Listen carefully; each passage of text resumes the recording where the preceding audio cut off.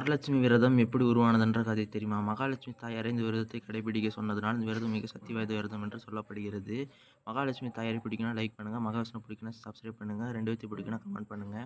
பத்ரசவாஸ் என்ற மன்னன் மகாவிஷ்ணுவின் மிகப்பெரிய பக்தனாக இருந்தான். சூரசந்திரிகா அந்த நாட்டின் மகாராணி தான தர்மத்தில் சிறந்தவளாக இருந்தார். இருவருக்கும் மகளாக சியாமபாலா அந்த நாட்டின் இளவரசி. அவருக்கு திருமணமாகி மற்றொரு நாட்டின் மகாராணி ஆகிவிட்டார்.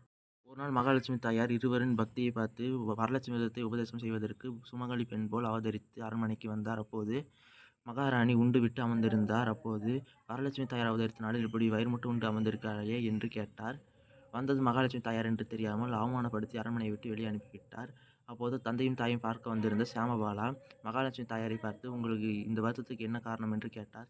நான் உன் தாய்க்கு வரலட்சுமி விரதத்தை உபதேசம் செய்வதற்கு வந்தேன். அவள் என்னை அவமானப்படுத்தி விட்டார்.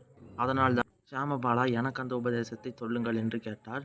மகாலட்சுமி தாயார் வரலட்சுமி விரதத்தை பற்றி சியாமபாலாவுக்கு உபதேசம் செய்தார். சியாமபாலா வரலட்சுமி விரதத்தை கடைபிடித்து செல்வ செழிப்புடன் வாழ்ந்து வந்தாள். மகாலட்சுமி தாயாரை அவமதித்த சியாமபாலாவின் பெற்றோர் மகாராஜாவும் மகாராணியும் வறுமையில் வாடினார்கள். ராஜ்யமே அவர்கள் கையை விட்டு போனது. அவர்கள் தெருவுக்கே வந்தார்கள். அப்போது அவர் பெற்றோரின் அந்த நிலையை பார்த்து சியாமபாலா இருவருக்கும் ஒரு பானையில் தங்க காசை அள்ளி கொடுத்தாள். அதை அவர்கள் திறந்து பார்க்கும்போது அது கரித்துண்டாக மாறியது. அப்போது அவர்கள் செய்த தவறை சியாமபாலா எடுத்து சொன்னார். மகாலட்சுமி தாயாரிடம் மன்னிப்பு கேட்டுவிட்டு வரலட்சுமி விரதத்தை கடைபிடிக்க ஆரம்பித்தார்கள். அப்போது அவர்கள் ராஜ்யம் மறுபடியும் திரும்ப கிடைத்தது. அவர்களும் செல்வ செழிப்புடன் வாழ்ந்தார்கள். இதுவே வரலட்சுமி விரதத்தை பற்றிய முழு கதையாகும்.